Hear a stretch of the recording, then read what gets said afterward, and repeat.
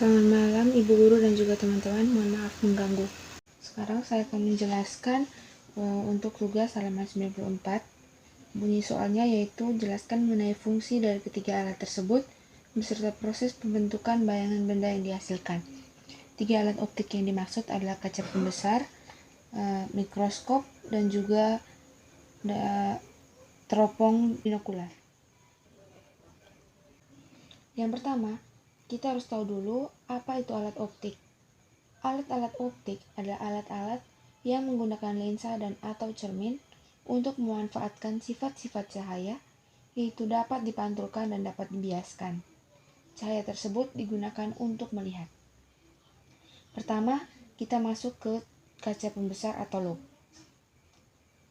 A. Kaca pembesar. Kaca pembesar merupakan lensa cembung atau lensa positif yang digunakan untuk mengamati benda-benda kecil agar terlihat lebih jelas. Bayangan yang dibentuk loop selalu bersifat maya, tegak, dan diperbesar. Perbesaran sudut pada kaca pembesar disebut dengan perbesaran anguler. Untuk memanfaatkan lensa cembung sebagai loop, maka benda harus diletakkan di ruang 1, atau paling jauh di titik F agar sifat bayangannya maya, tegak, dan diperbesar. Jadi, kaca pembesar itu menggunakan satu lensa cembung untuk pembiasnya. Ada dua macam cara pengamatan. Yang pertama, tidak berakomodasi, dan yang kedua, berakomodasi maksimum. Perbedaannya pada peletakan jarak benda. Yang pertama, kita lihat untuk tidak berakomodasi. Benda harus tepat di titik fokus. Benda terletak di titik fokus, yaitu S sama dengan F. Maka S aksen atau bayangannya yaitu SN atau N tak hingga.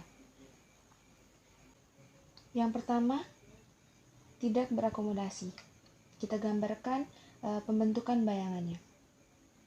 Pertama, sinar datang sejajar sumbu utama, kemudian dibiaskan melalui titik fokus yang berada di sebelah kanan.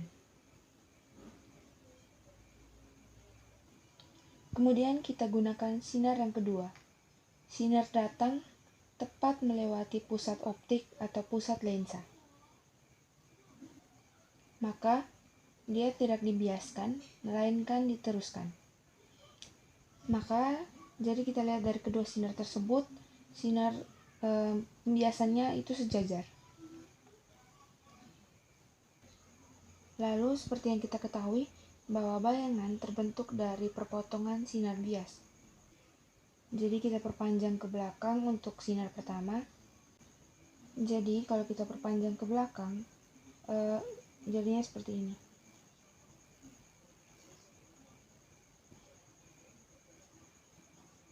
Ternyata mereka sejajar, bayangannya itu sejajar sehingga bayangan itu terletak di tak hingga. Sebelumnya minta maaf karena gambarnya kurang rapi. Berikut kita masuk ke cara pengamatan yang kedua, yaitu dengan cara berakomodasi maksimum. Untuk cara kedua ini, benda harus terletak di antara O dan F atau di ruang 1. Jadi S sama dengan antara O dan F atau ruang 1, sehingga S aksen atau bayangannya berada di ruang 4. Untuk ruang 4 berarti sifat bayangannya maya, tegak, dan diperbesar. Mohon maaf, di situ ada beberapa salah pengetikan. Langsung saja kita masuk ke pembentukan bayangannya. Yang pertama, sinar datang sejajar sumbu utama, kemudian dibiaskan melalui titik fokus yang berada di sebelah kanan. Kemudian kita gunakan sinar yang kedua, yaitu sinar yang melewati pusat optik atau pusat lensa. Nah, jadi kita lihat dari kedua gambar sinar tersebut, semakin lama semakin jauh ya di sebelah kanan. Jadi mereka akan bergerak semakin berjauhan. Jadi kita akan perpanjang ke kiri atau perpanjangan sinar biasnya dengan menambahkan beberapa titik potong.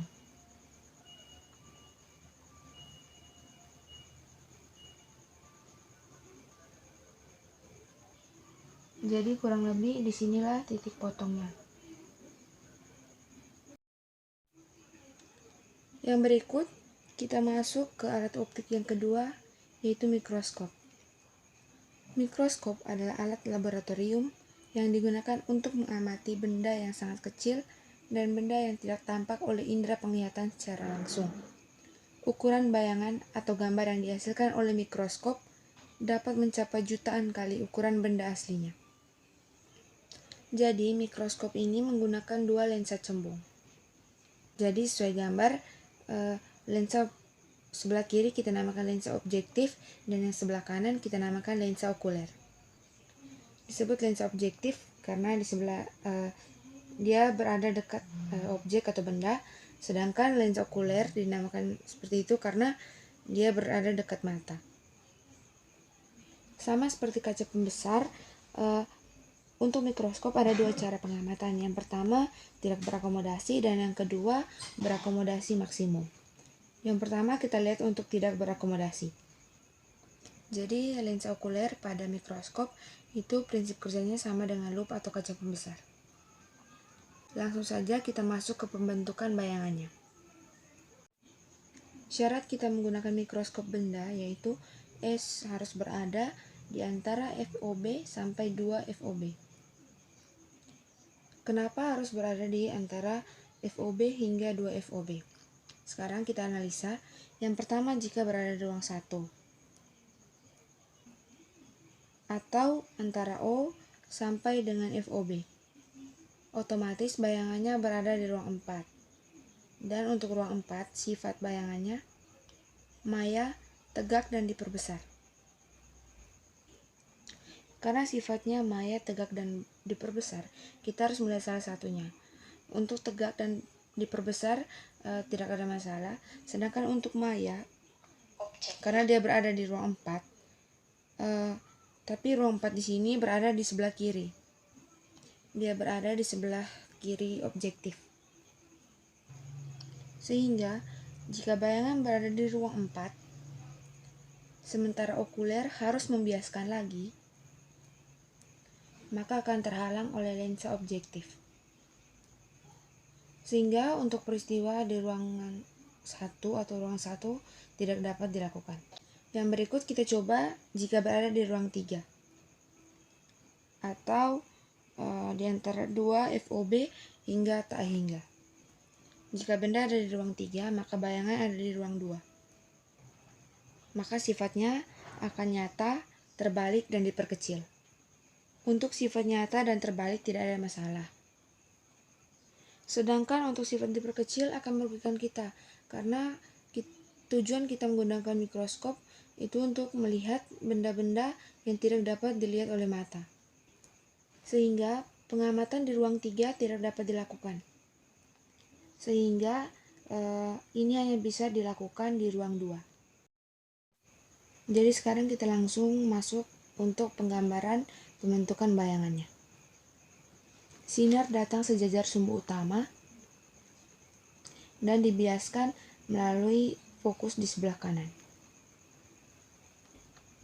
Sinar istimewa yang kedua datang melewati titik optik atau pusat optik. Maka dia tidak dibiaskan, melainkan diteruskan. Sehingga di sini kita lihat perpotongannya ada di sini. Jadi seperti yang sudah kita katakan dan kita lihat di awal, syarat tidak berakomodasinya sama seperti loop. Berarti S atau bendanya harus tepat berada di titik fokus. Maka SOK harus tepat berada di FOK. Sehingga titik potong tadi tidak lain adalah FOK-nya. Kita lanjutkan untuk penggambaran bayangannya. Jadi dari titik potong dibiaskan lagi oleh okuler melewati fokus. Fokus di sini yang dimaksud fokus sebelah kanan. Kemudian sinar datang sejajar sumbu utama, maka gambarnya akan seperti ini. Ini dibiaskan melalui titik fokus okuler.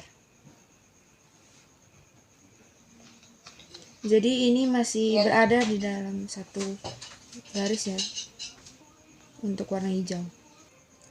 Oke, jadi sinar yang kedua datang. Di sini saya menggunakan yang melewati pusat optik. Jadi ini tidak dibiaskan, melainkan diteruskan. Jadi jika kita lihat dari kedua sinar tersebut, di sini tidak terdapat titik potong, karena keduanya sejajar. Untuk sisi sebelah kanan juga tidak ada titik potong, sehingga semua sinar biasnya sejajar. Jadi bayangannya terbentuk di tak hingga.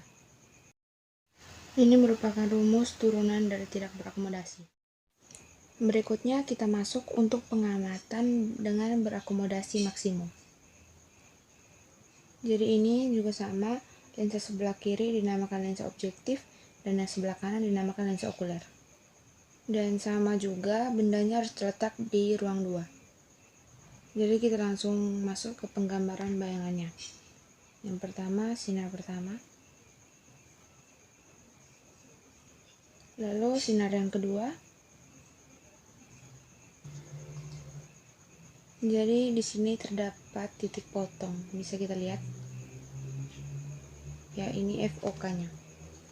Kemudian dari bayangan objektif itu digunakan sebagai benda oleh lensa okuler. Jadi kita ingat lagi bahwa lensa okuler itu prinsipnya sama dengan loupe. Berikut kita lanjutkan pembentukan bayangannya. Kita gunakan sinar pertama, kemudian sinar kedua. Kita gunakan sinar pertama. Jadi sebenarnya ini merupakan perpanjangannya. Maaf, ini merupakan perpanjangannya. Sebenarnya ini adalah satu sinar ya.